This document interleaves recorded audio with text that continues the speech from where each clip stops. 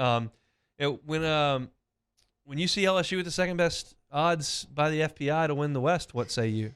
It's weird because a lot of people are picking us to finish last in the West, and then like now you're seeing this second best odds. Like it's getting a little wacky. I think for me, I want to see who they pick at quarterback. I think that's going to really be a big part of this offense and how they move and how they operate going into the season.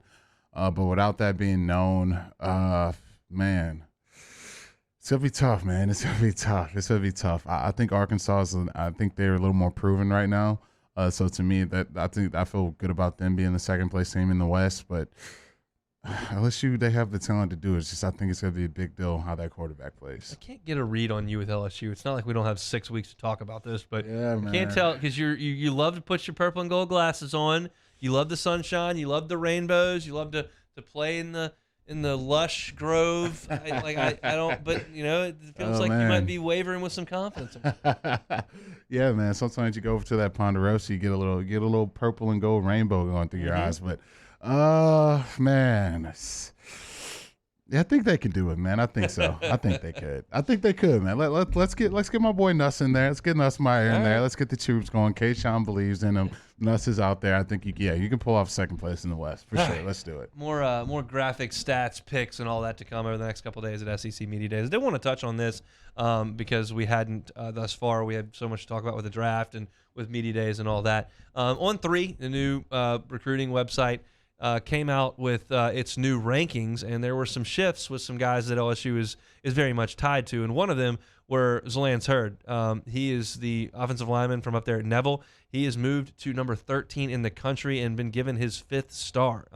The blurb on him says Zalance Hurd moves up a few spots and gets his 5th star after an in-person evaluation at LSU's elite camp in June. The Monroe Neville Trenchman is a lean 6'6", 308 pounds with 36.5-inch arms. He was a dominant run blocker in his first season as an offensive lineman in 2021, and he's shown considerable long-term upside both on video and in person. I think a lot of things to unpack here. Got to hit offensive line really hard in this class. They picked up a center prospect that they really like.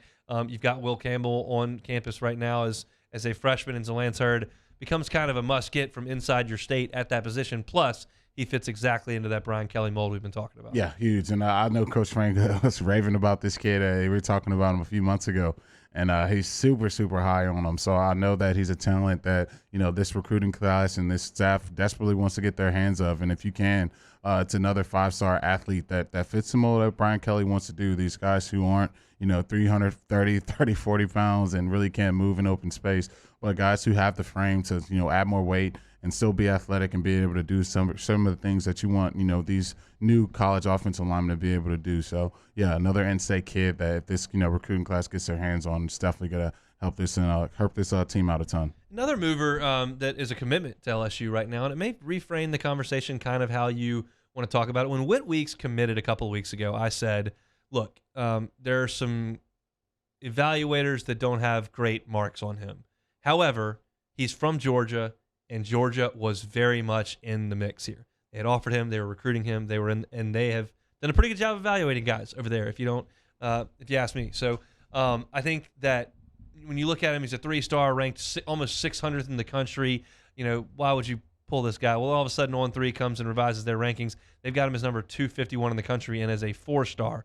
So that frames that conversation differently, although all along I was thinking, look, if Brian Kelly likes this guy and Kirby Smart likes this guy, I think there's probably something to it. And now On3 is kind of sticking their neck out and saying, hey, this kid can play. Yeah, and I think that's the first thing I watched when I watched this film is that he's a guy who's putting his hands on offensive linemen. And that's a lot of things sometimes you don't see from a lot of these younger kids is they want to run around blocks. They don't want to take on anyone. They want to have the least path of resistance to get the job done. And that's exactly the opposite of this kid. And I think he's going to be a guy early on who can play on every single special teams. It was just going to be huge for an athlete to come out to LSU and do. And I think obviously at linebacker too, you look at some of the linebackers who are probably going to be leaving. It's, I think, another depth room that you're going to need once Baskerville leaves that room. Yep. It's hard to put a lot of pressure on a freshman. I know we feel the world about Harold Perkins, but past that, it's not much depth you feel great about. So I think that's another guy who can definitely help you out as far as depth goes too.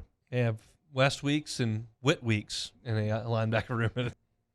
Thanks so much for watching Hunt Hill on YouTube. Now do us a favor. Hit the red subscribe button below and throw us a like.